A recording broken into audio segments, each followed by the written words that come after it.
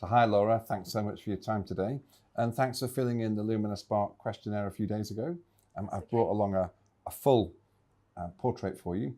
Did you get the short version emailed through to you with the QR code in it? Yes, Yeah? I got a PDF, kind of few pages, and the QR code, I think I had to download the app, and so I've scanned that in and had a look, but I'll be honest, I haven't had a lot of time. So I no worries, we're going to go through it now. And we've got the team session in a week's time. So the purpose of today is simply to walk you through what we have here to stimulate your thinking so you can have a read of it ahead of the session. And when you come to the session, I'm sure you'll have more questions and things to explore. Okay.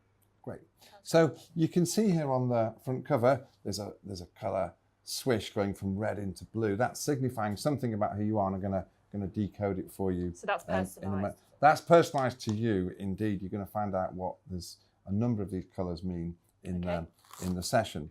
So if I flick through here, that was the nice letter from me suggesting you get the QR code and download it onto the iPad. So well done for doing that. There's a nice page here describing that the work of Viktor Frankl. He was a psychologist from the last century who said, between stimulus and response, there is a space.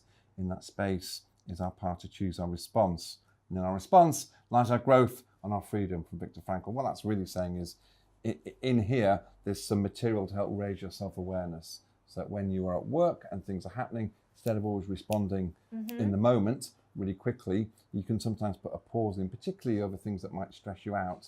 So you can be a bit more conscious about how you react to the stresses of the team. Yeah. How does that sound? That sounds great, yeah, I think. There's things I'm aware of, so it'll be interesting to see what comes out. Well, you'll see when we go through the portrait, it highlights some of the things that you do when under pressure, and those certainly are one of the things to explore. Okay. So if we walk through it now, the first data here, based on your responses, shows you're reliable, you're practical. The bigger the word, the more you have of it. The smaller the word, you tend to do it less. So I'm wondering how it fits. Are you reliable? It says here that you're regarded as someone that takes their responsibilities pretty seriously, that you like to be on time and so on. Is that? How does that fit? I think that resonates quite strongly with me. I do, if I make a commitment, I will stick to it. Possibly sometimes too much as well. And it's interesting that practicals come out so high and also strong, because so this means sensible, this means sort of pragmatic, this means you want to keep it simple and you just want it to work. Yeah, that's definitely true in the work that I do. Now some of the things that are lower, I can see conceptually, it's almost faded at the bottom. Tiny. Yeah, that's sort of, do you enjoy a theory, do you like a model? Only if it's practical. Only if it's practical, okay, I get that, I get the message. Not really, I find it hard when people have, I like to see things and I like them to be kind of laid out of how it works. Well, there's a bit of text to describe this word cloud here that you can have a read ahead of next week. There's something here on your communication style. So it's suggesting that you like to analyse things pretty logically before you bring your point of view forward. Yeah, I think that's probably very true. I like to look at the information, have thought it through, have a kind of weighting behind it. Yeah, and I think that's... And in terms of your leadership style, it's suggesting here that you have a down-to-earth style. So you want to be sort of a reality-based leader, it's saying here. People can trust you to speak honestly. It suggests, I don't know if this is true, that you're not into management speak and jargon. You like to sort of keep it straightforward. Yeah, and I probably, when working with others or leading others, I try and treat everyone as an individual, but everyone with the same amount of respect, just regardless, I think.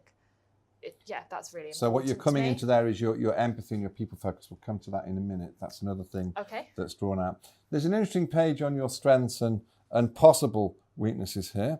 So again, it's making reference to how you like to think things through. It does suggest that when you make decisions, at times you can be good at parking your emotions in the decision-making process to be clear. I think I've had to learn to do that more. So that's that's more of an probably adaptive behaviour. more at work than at home. Maybe. I don't know. Well, we'll look at the homework divide. In fact, we're going to look at who you are underneath versus how you behave when you're rising to the needs of others. We call that the underlying into the everyday. That's coming soon. Okay. If we keep it nice and simple at a very high level, what the portrait's picked up on is that the red is your highest, and if I jump back and we have a look here, you can see you have a lot of logic and reason in you, you're purposeful, you like to compete, you like to win? Yes. I do.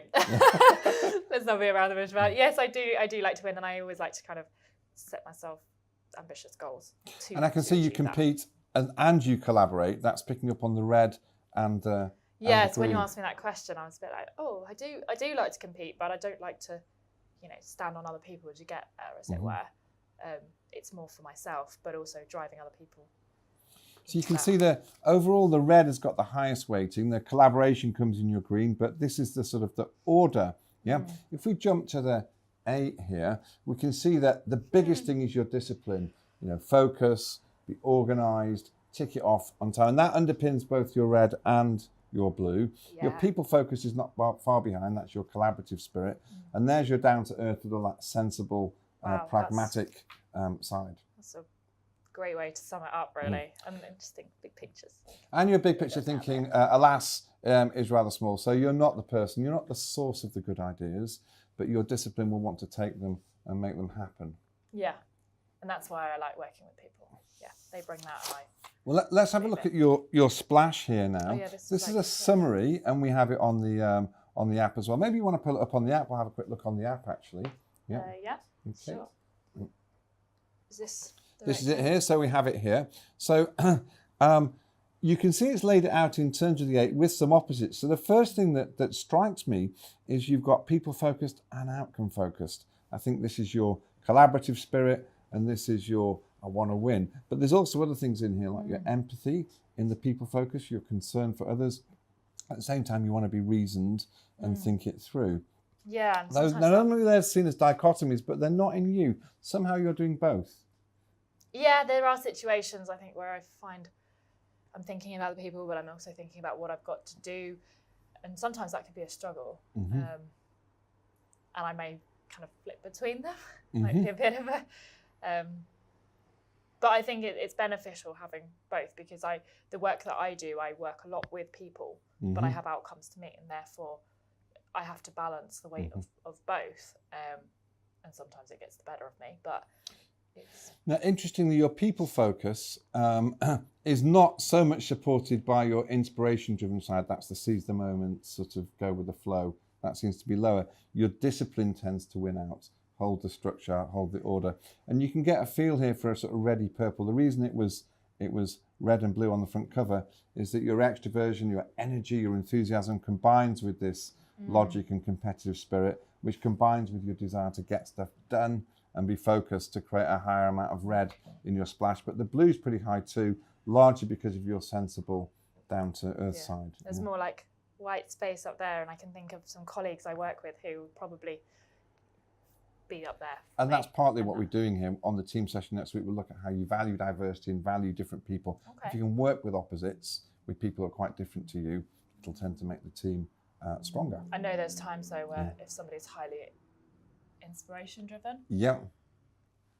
That's a challenge for you, is it? Something a little bit. And what is it that might grate? What might they do?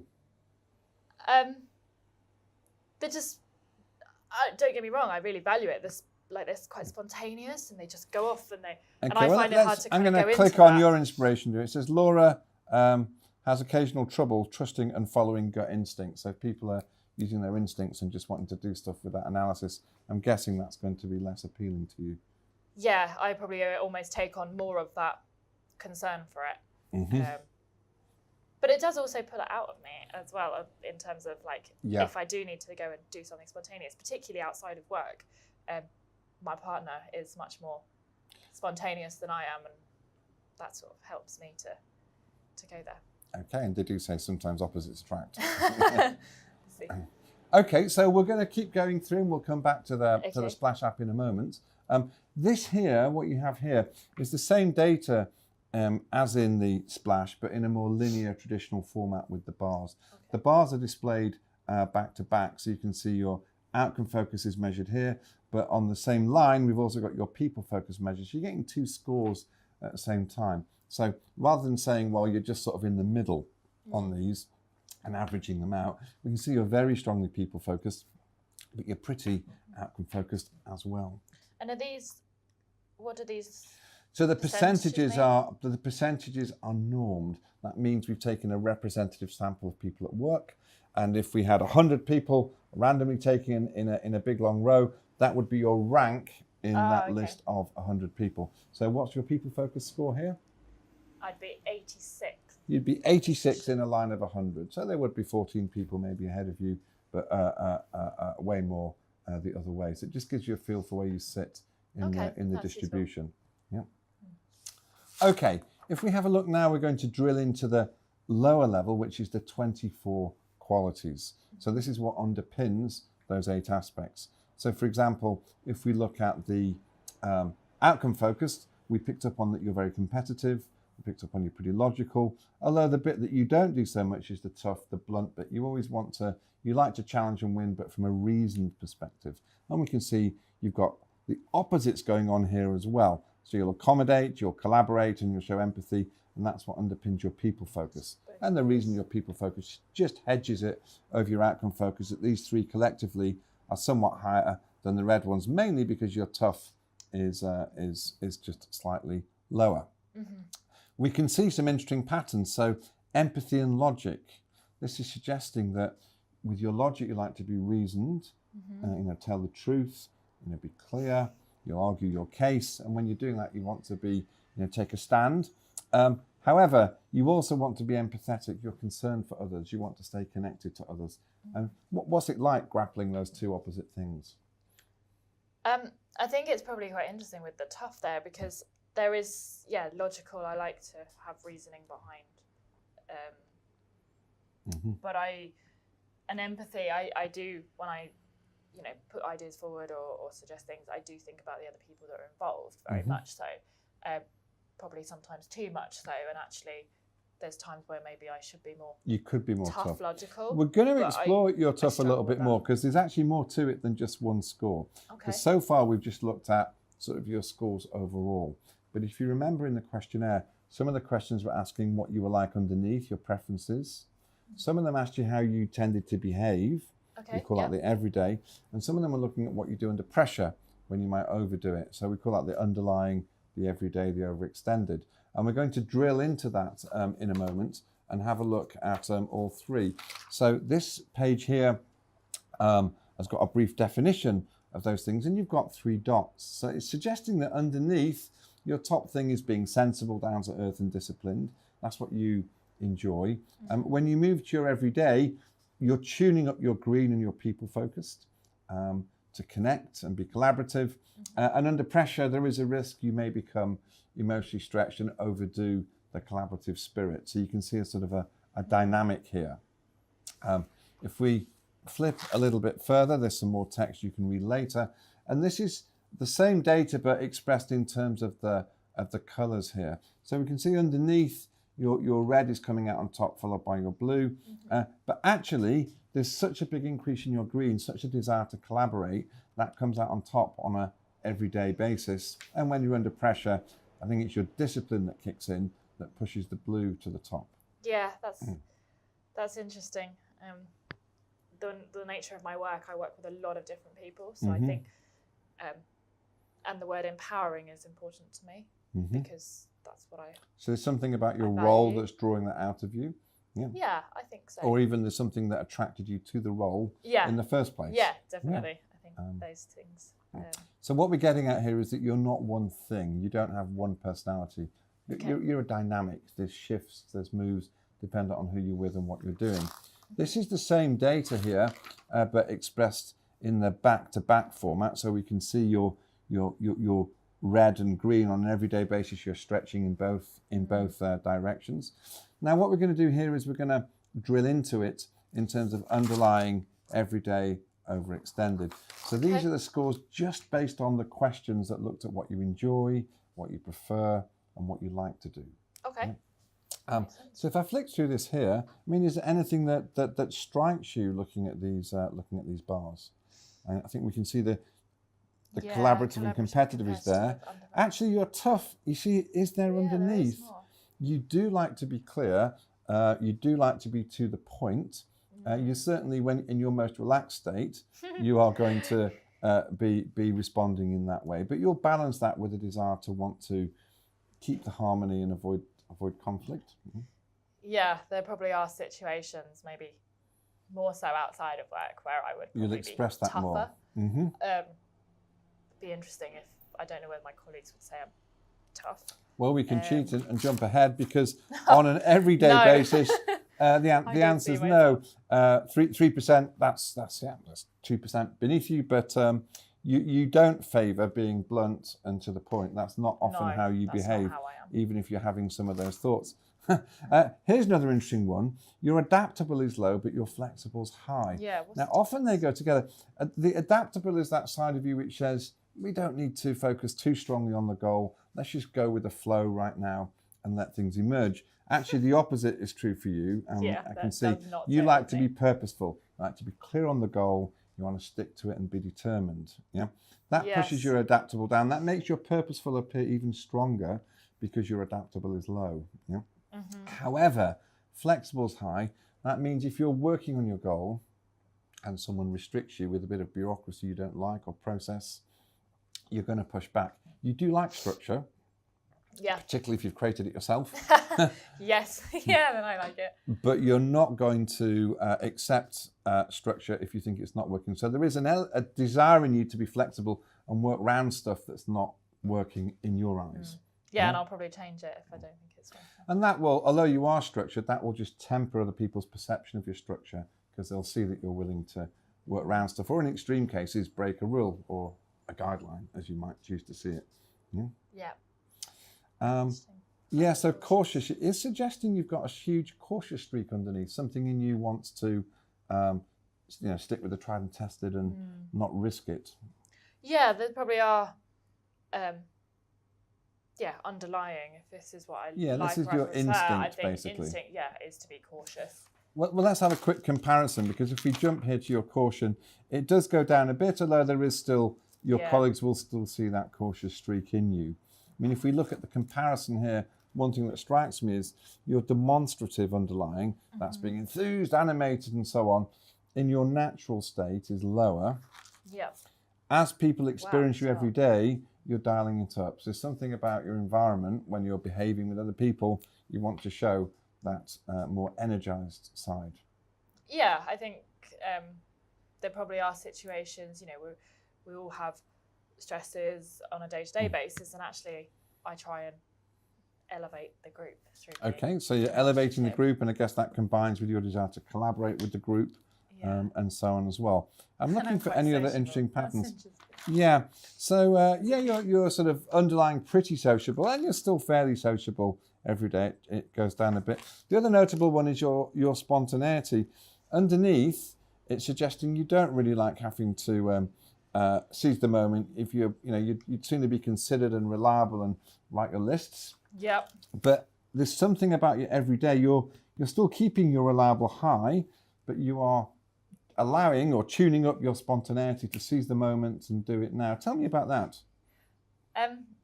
That does seem to fit. I think there's individuals I work with, and as I say, my partner is also more spontaneous. So I think that does bring it out. So maybe he brings it out of you, or gives you sort of permission. Yeah, and also at work, I think there are occasions where we do have to be spontaneous and just go with it. And sometimes that doesn't feel comfortable for me, but actually it's the best thing all round. So here, you're not that comfortable doing it, but at work it's the best thing, and you're dialing it up. Yeah. Yeah. But so you're sort of amplifying that behaviour. It's a tune up, if you like. I may not initiate the spontaneity, but I'll go with it.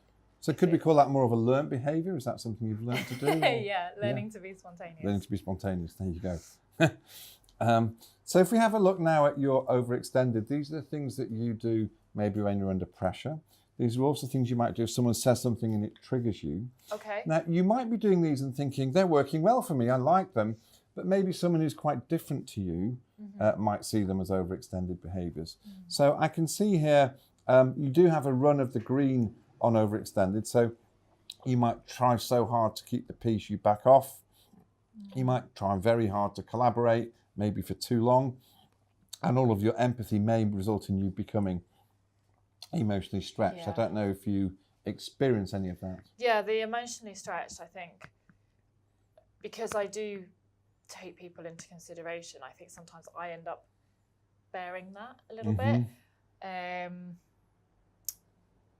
And probably accommodating to acquiescing. Acquiescing means sort of you back off. You're just.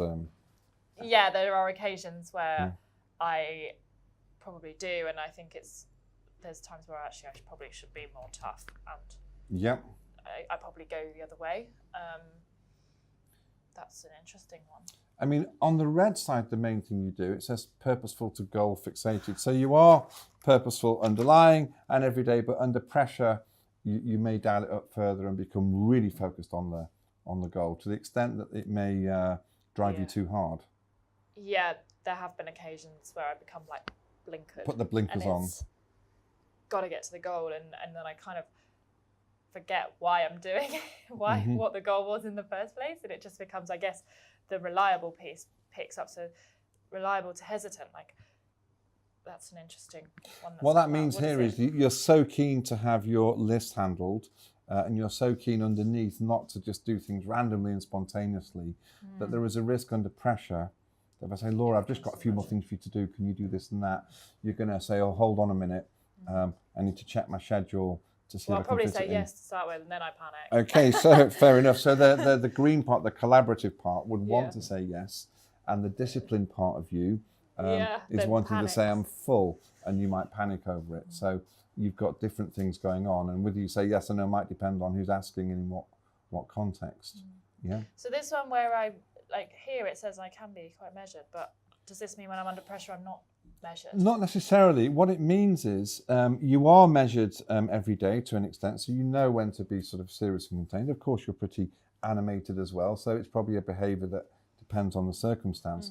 It doesn't mean you lose your measured side under pressure. What it means is if you're under pressure and you're triggered, you're not going to become too serious and flat. No. You're more likely to crank it up and become demonstrative to overbearing is one of the possibilities. And of course, these things combine. You may become overbearing and fixated on the goal, at the same time. There'll be a sort of unique constellation for you. Yeah. So it doesn't mean you lose your measured, it just means you don't overdo it. Okay, yeah, because it's interesting, overbearing. I don't know if I would I hope I wouldn't describe myself as overbearing, but I know there are where it said takes charge to controlling. I try and do it in a people-focused way, but there probably are occasions where I could come across a little bit. So maybe you are, maybe you're not. The key thing, though, is what do other people think? So in a team dynamic situation, you may not really consider you're overbearing. For you may just be getting people energized, getting it going. Come on, guys. But if someone is more contained, someone is more introverted, they may receive it from their perspective as overbearing. That's the thing to bear in mind. That's useful, to think about. Because there are some occasions where I put that quote at the front, the stimulus The Viktor Frankl. So in terms of being animated and demonstrative to overbearing, will be a stimulus, someone will say something, maybe something's running late or a customer's challenged, and your response, rather than being conscious, will be to jump straight into kick into action. And that's partly what this is about, is putting a pause in so you can notice what triggers you and be more conscious about it. Yeah? That's very. Could we pull up the Splash app? Because we can also explore this in the 3 personas. So if we have a look at it here, I'm going to have a look at your underlying first of all. So this is suggesting underlying, you can see the tension again between people focused, outcome focused, but underlying a little bit more outcome focused and a desire to be disciplined and sensible, and a bit of balance between introvert extrovert, maybe more for the extroversion. If we go now and I have a look at your everyday, you'll see it's going to morph. Wow. Now, actually, you are making an effort to be more collaborative and empathetic and so on. You're tuning that up, and you're just reining in some of your outcome focus. That's where your natural tough, you're just pulling it back a little bit underneath. And even holding back on some of your natural caution is just dialed down a bit to create quite a different feel. Yeah. Spread from the inspiration driven. The inspiration driven going up is quite an interesting one. That looks like this is where your spontaneity is coming when you find you're expressing it when you're with other people, or as you say, with your partner. Let's see what you do under pressure. If we now go and have a look at your overextended, it's morphing again. And this is the pattern we've just been looking at, really, which is you can become somewhat emotionally stretched under pressure because you're trying too hard to pull everybody together. Yeah, there are occasions. And this is the bit of you that puts the blinkers on as you described it. And this is the bit of you that becomes sensible and says, hold on a minute, let's not change it, let's stick with what works. That's what we do with the down to earth here. Yeah. So there's ones in every, like kind of all of the different, what do we call these?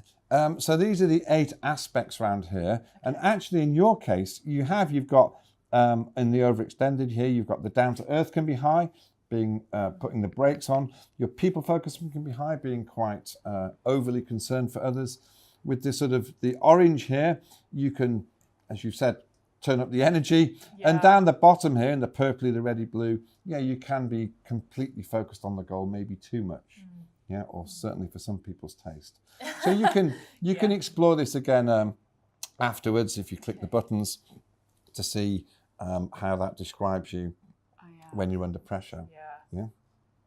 Evidence to the contrary. Yeah. We're going to use this in the team session as well. You're going to get to compare yourself with other people and overlay your splashes with others. So all that's coming as part of our valuing diversity session. So there you have it. Cool. Thanks. I'd just like to walk you through the other pages in the portrait, which are things you could have a read ahead of the session. We'll go through this in detail on the day. This is taking the previous 3 pages and putting them on one page. Okay. Yeah, and it's showing you the interesting patterns. So for example, here we can see your tough high underneath and then it's going down every day. So you could say that's a hidden treasure. You could probably afford to let a bit more of your tough out. I'd be interested to know how to do that. Maybe that's something we'll cover in the team session, but it's interesting that it's there. Like I would have, now that we've talked about it, there are occasions where I can think, actually I can be quite tough, but actually maybe I don't always come across that way, and there are situations where I actually walk away and I think I needed to be a bit tougher there, but I don't, it's pulled by I don't want to upset people. So maybe that'd be a great thing to discuss with the team and get their support for you to express more of that, because it probably would help the team if you could be more candid and to the point with the insights that you have. Yeah. Okay. We can see some things, that you are dialing up actually. So here's your demonstrative being dialed up. So it's lower underneath, but you're tuning up. So we call that an amplification, or you're making a conscious effort. And then of course your spontaneity, it's pretty low underneath, and that's a pretty dramatic increase to express it. So is that what we look at? We look at the pattern rather We're looking for the pattern. That's an amplification going up. Okay. If there's no clear pattern, it could just be, for example, that you are reliable underneath, reliable every day, reliable overextended. That means you like to be reliable, your behavior is reliable, and under pressure you'll work even harder to be even more reliable. Too much. Then I try and fit too much into the day because I want to get everything done. So when I'm under stress or pressure, I just add more things. And that's what it might look like. And if you're doing that because you're trying to please people and get on, that's the pattern that we could explore. So the logicals are interesting. They're almost like the same. Yeah, so you really like being reasoned, and you are reasoned and thoughtful. You will argue your case. Interestingly, you don't tend to get too argumentative under pressure. You're more likely to shift and become empathetic. If you're under pressure, you might dial back on being argumentative and show more concern for others. But when things are going well, you'll be using your logic, your reasoning, and so on. And I'm not particularly into the evidence. I think that's probably quite true. Yeah, so your down to earth is based on you being practical and sensible and having a cautious streak. When it comes to giving you the detail and saying, do we need a few more facts to make the decision, that's going to be less appealing to you. I work with some people who I would say do these bits for me. Okay, so other people who work with are fact orientated, and others have got the imagination. So they come and they give me all of that, and then I kind of help to take it forward. I think as a triad. Perfect. Well, if we have a look here, this is you. This is your psychological opposite. You may well be describing in some of those people in this second splash here who are higher on the big picture thinking because they're full of good ideas, possibilities, and they're more likely to go with the flow and so on. It's interesting. If I did this with my partner, I'd say he's well, you're very welcome to do that. That could be a great thing to do. Yeah. Yes, and collectively together, you're covering all the bases, and the same principle is true with teams. It's good to have a nice spread of people with different ways of being. Yeah? The worst thing a team can do is recruit to a type and have a consistent way of being, because then we get collective blind spots. So there's some text to describe that you can have a read of, like what it's like working with your opposite. We've also got some text. What if you meet another Laura? What if you meet someone with the same pattern of the colours and the 3 dots? What would that be like? I mean, you'll tend to be enthused. You'll tend to both be focused. You'll tend to want to please each other. But what might the risk be? We'd probably struggle in the inspiring and thinking of ideas. You might be missing a few good ideas, and this is some text to describe that. Now, when we have the team session, we're going to look at your communication preferences. So this is describing what you like others to do as well. It's also going to talk about what might irritate you in other people's communication. So you don't like rash decisions, it's saying here. Yeah, I think I'd like things to be thought through and so on. We'll explore this, and you might find that some people are the opposite, and some suggestions to improve your communication. And we'll be looking for you to make some commitments around that on the day. Yeah. We're also going to have a look at your pages on how you help support the creation of a high-performing team. What are your natural strengths in the team member? What was that one that you've just seen? Your tendency to say yes to everything before consulting your colleagues means you may overstretch yourself and risk compromising your colleagues. Okay, so from a team perspective, it's one thing to impact yourself and have a big list, but colleagues might not like it if you're doing it on behalf of the team, and that's a possible overplay.